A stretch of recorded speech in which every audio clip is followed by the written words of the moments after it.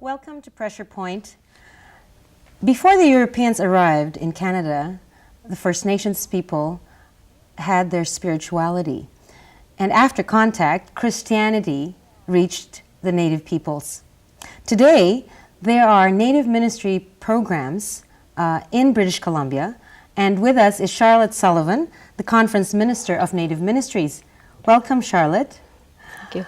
The notion of Native ministries or training First Nations people for Christian ministry is a very interesting one. How did this come about? I guess the notion has been around for some time, but it was about 10 or 11 years ago that some real work was put into it to get the results that we have today. Mm-hmm. Did this arise out of First Nations people's needs, or where was the energy that got this discussion going, and what were those discussions like? Well, in BC, we didn't have any Native people in ministry training, mm-hmm. whereas in the rest of Canada, they did. Uh-huh. And it was felt that we could do the same thing out here. Mm-hmm. And so the consortium was formed. Mm-hmm. Tell us about what the consortium is. Well, the consortium was a group of four groups of people. Four groups. Mm-hmm. The VST was involved. That's Vancouver School of Theology. Right. Native Ministries of the United Church within BC Conference, the Diocese of Caledonia, which is the Anglican diocese in northern British Columbia, and Charles Cook's Theological School in Tempe, Arizona. In the United States. In the United States. Uh-huh. And Charles Cook Theological School was, I think they've made their mark in education, where education by extension mm-hmm. is concerned. Mm-hmm. And they had been at it for quite some time, and it seemed that it was a good model for us to follow up here, because we discovered that a lot of folk that would be interested in going into ministry were already at an age where they were parents, sort of like a second career, mm-hmm. and so the idea of an extension program is they could work at home, mm-hmm. you see, and they wouldn't have to move their families to a seminary like mm-hmm. Vancouver School of Theology, uproot everybody, bring mm-hmm. them away, right, for any number of years. Mm-hmm. Yes. And that would remove them from the people whom mm-hmm. they would be ministering to. Yes. Mm-hmm. And with the extension program, you with what you learn, you can practice at the same time. Mm-hmm. Whereas if you left home for X number of years, mm-hmm. then you'd have lost contact with the people. Mm-hmm. And wouldn't that also get into the kind of training you would get if you remained in your community in an extension program versus going to the city? Mm-hmm. So was that an important issue? Well, it was, because mm-hmm. Ministry within the villages is not only church ministry, but it includes the culture of the people from mm-hmm. the villages. Mm-hmm. And that plays a very important role to So people at home, say for more their about- minister to understand what's going on. Right. So say more about that. The ministry, in terms of Christian ministry, and then ministry taking into consideration the culture. Say more about how that would be, how that would impact the training of this person. Well, they're not so far apart, you know. We talk about the Creator. We have our name for him, for the Creator. Other folks have just given him a name. You know? He's God. He's And a gender, too. and a gender, sure. He's Indian. Or she's Indian. She's Indian, right.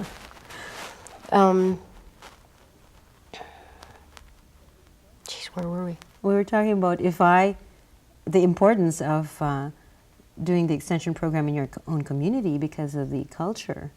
Oh, okay. A lot of what happens in villages follows the seasons, you know. There's food gathering in the summer and the fall and for the winter, and there's trapping and that seasonal stuff, you know. And there are ceremonies that go along with those different seasons. And the Creator's always mentioned there, you know. And so it's all part of what's happening at home, you know. And that's what you meant by they're not so far apart. That's right. That's right. That's right. So what would it look like, for example, if you were teaching or part of the program? What would it look like to talk about resurrection, the way Western Christian theology has portrayed that, and resurrection in a Northern First Nations community in terms of culture and Christianity?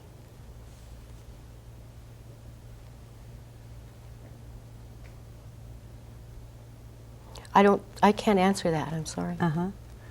So would there be other examples of the way you talked about the Creator?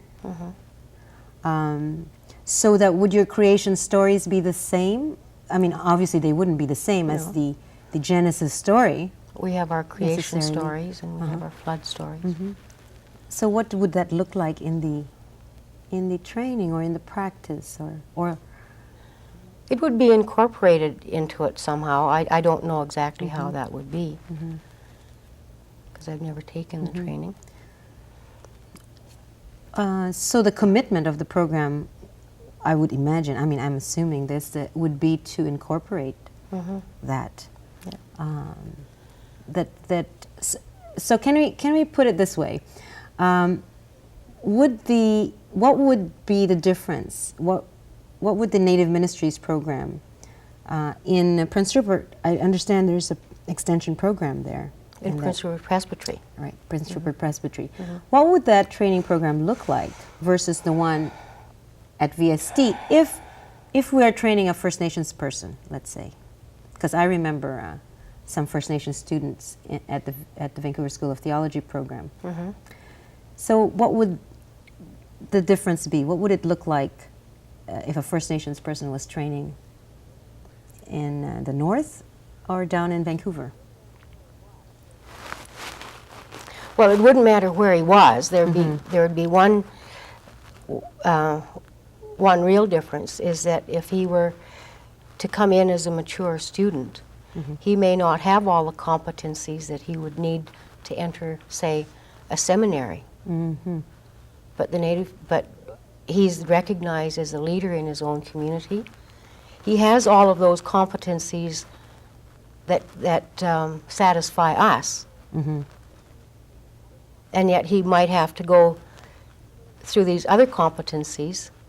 It's like learning French. You know, when will you ever learn French? You know, You go to Quebec. Yeah, but who's, well, yeah.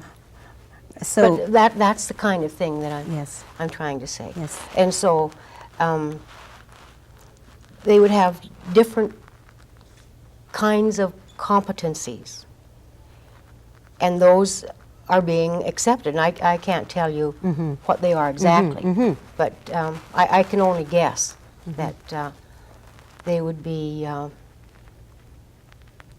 that they're recognized by us and not in the same light as an academic institution would require. This is really interesting because I was down in New Zealand not too long ago and was involved in a course at a Maori theological college, and they were raising the same kind of issue because their academic college in Auckland, in the big city, is one program, and then they have their programs that are in the communities. So their struggle is how do those two programs meet or integrate?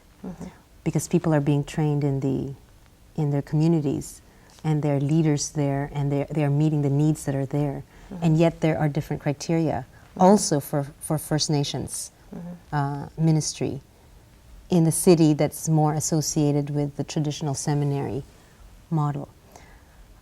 So what would be the important issue for you there?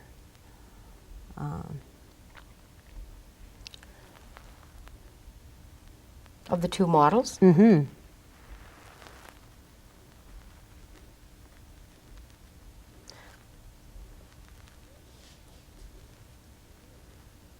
I guess the important issue would be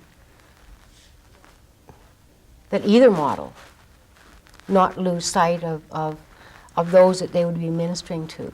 You know, and that's going to differ from person to person. That's right. And so each person has to be evaluated differently. So they're not like a whole graduation class that you know, Yes, did 1 to 10 questions in the same way. that's right. That's right. Well, there's much to be learned from that. The other issue that the Maoris raised, and what I heard anyhow, was the ownership of the academic program, the one that was in the city. That on the one hand they were saying, well, this is our theological college, but people felt rather they didn't see that flexibility. They saw the ministry in their communities as their theological training, but they didn't really own this theological training in the theological college on the hill in Auckland. So I found that really interesting. You think that they'll come together at one point? Well, I think that's the hope. The hope is that everyone would see that these are not two separate things. I think it's what you've just said. It's to understand the place for each of these kinds of programs, what the inspiration is behind the person who's going to take either one of these They're programs. both good. They're both good. That's right. And also how each one will utilize the other.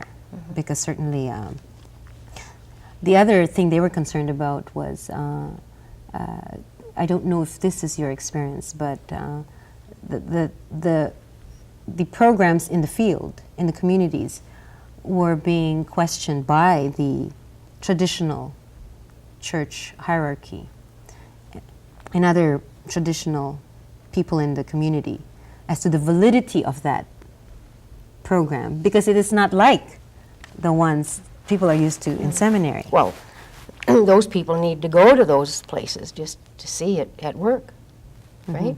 And what would they see? Well, they would have to take an awful long time, and they would have to live with the people. They would have to understand what happens, how life progresses, and how slowly it progresses at home. And what things are important and what aren't important. And we're back again to the idea of Christian beliefs, values, spirituality, and the culture. So anyone who would go and see would have to go and see the culture as well. That's right. Yeah. And so how can they judge something that's happening out there from some... So just because you didn't go to VST doesn't mean it's a less valid That's right. training. So who are entering these programs?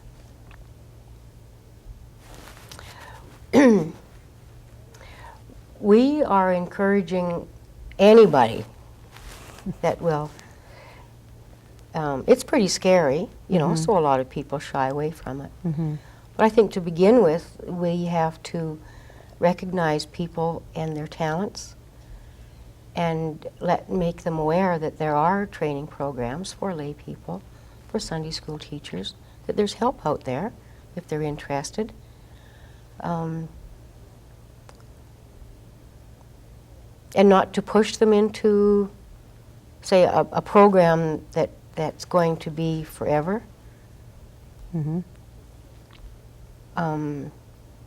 I think that the summer schools that the consortium sponsors every year out at VST is a good way of first-timers getting their feet wet. You know, they meet so many people from all over Canada, the United States, that are taking the courses. Such a variety of people and backgrounds, and they're all First Nations. So it's a real discovery that they're not alone, and a lot of these folk who are graduating pretty soon, you know, started way back there wondering, am I going to be any good? You know, am I minister material? You know. And what is minister material? That's anyway. Right. You and me, maybe. Right. You know? Yeah. Yeah. So it's essentially for everyone.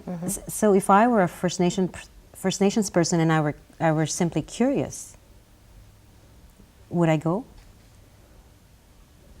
To a summer school session? Oh, I think you would. And you don't need to be a First Nations person. Well, you are a First Nations person. How is that? How so? Well, from the Southeast Asia. Yeah, right. Right. I'm from the Philippines, Right. and I, you know, that really touched me in being with the Maoris, because I didn't know that their original ancestors, according to them, were seafaring people from Southeast Asia and had moved to Polynesia, and from Eastern Polynesia to New Zealand. I had just assumed they had always been in New Zealand, or Aotearoa as they call it. So you're right. I said, well, I know these people. In that sense, I'm also from the Pacific. So going back to the persons who would go to the summer program, they would then return to the communities and to their community and be involved in the extension program? If they so chose. There are a number of people within the Anglican Church and the Episcopal Church of the States who come up here for special courses that are part of their curriculum, I guess, in their degree program. And the courses that are given at Consortium Summer School are for credit. And so you don't go there just for fun, You go there to work as well, but it's a nice work. Yes. And so you had mentioned the Tea Center. Can you say more about the Tea Center? Well, as I said, the Tea Center is a joint project of the Anglican Church within the Diocese of Caledonia and Prince Rupert Presbytery. And it's a resource center. And through there, it's an arm of the consortium resource center for the whole of the North. I think that to really make good use of it, for the purpose of it, is to say to the Tea Center, we would like to see this kind of a course happening up here. And they would put it together, you know. I see. Instead of waiting for it to happen someplace else. So that's what the Tea Center could do for us. We haven't asked it to do very much, but I think in the very near future we'll have more, we'll put it to better use. What would you like to ask the Tea Center to do, if it were all up to you, Charlotte? Well, I think that they're going to, I already know what they're going to do, so we're looking at having a winter school session. Summer school sessions are really great, but they happen in the summer, and it's fishing season for a lot of our coastal people who would attend. And time again they've said, why can't we have it off season so that we can attend?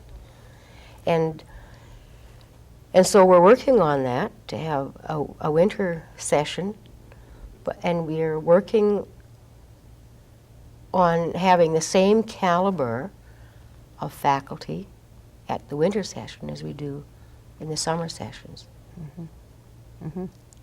It'll be a scaled down model of summer school. So what story do you remember of someone who felt, yes, I'm a minister. I mean, we are all ministers, as you mentioned. What is the story that you remember the most about someone who believed he or she was a minister and needed to do this? Oh, a prime example is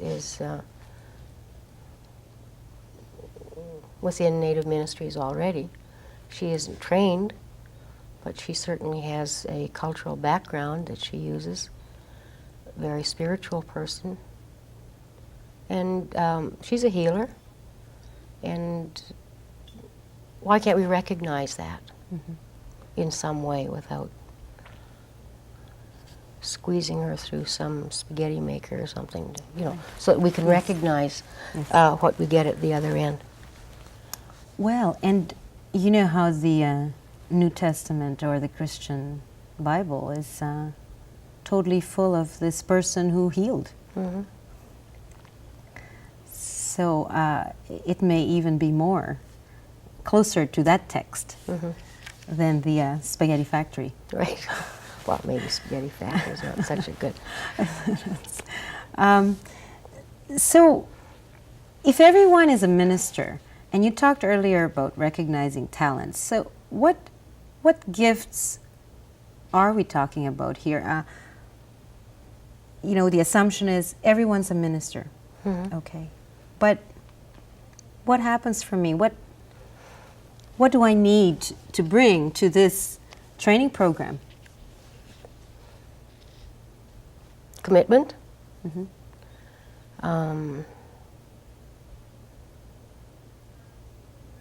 You need to bring your faith, your commitment.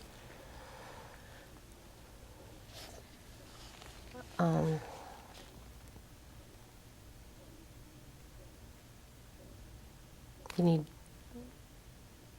to bring counseling skills.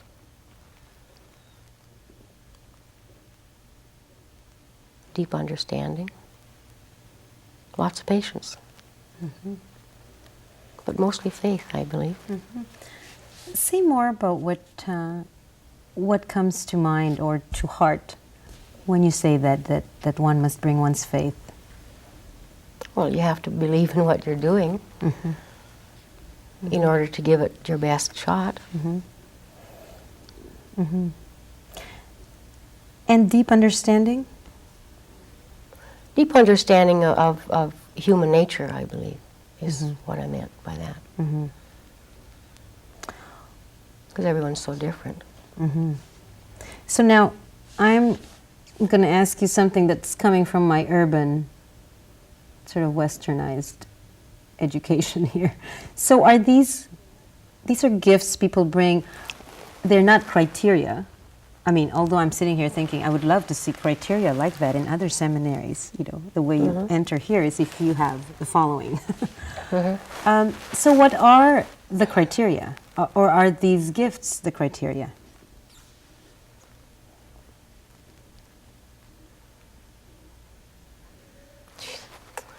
Well, I would say the gifts are the criteria, or else you wouldn't want to go into it.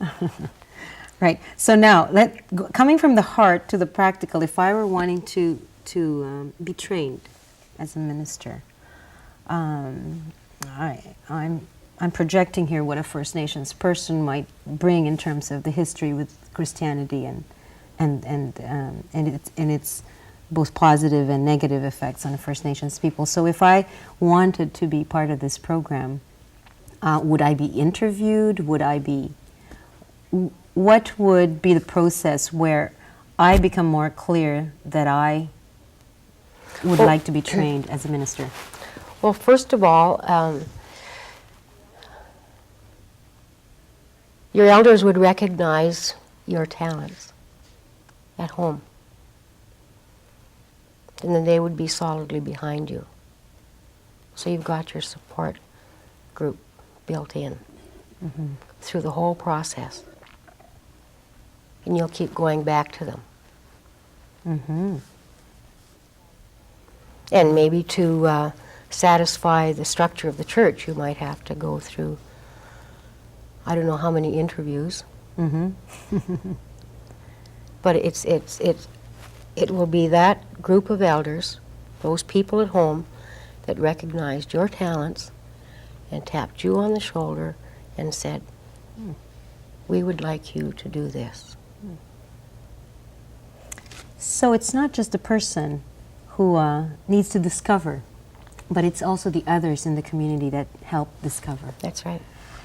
Thank you very much, Charlotte, for talking to us about discovering the minister in all of the First Nations people.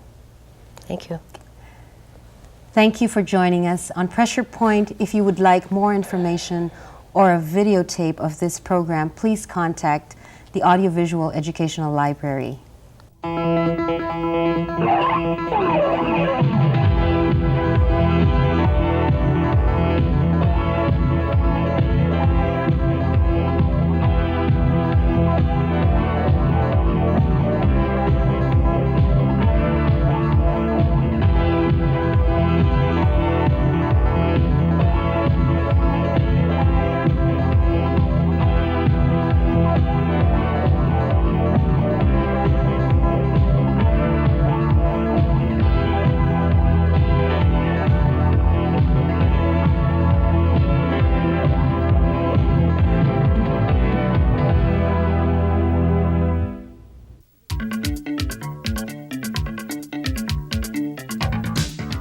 The preceding program was produced through the facilities of Rogers Community 4, Vancouver.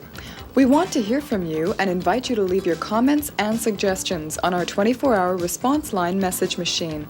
Please call 731-5812.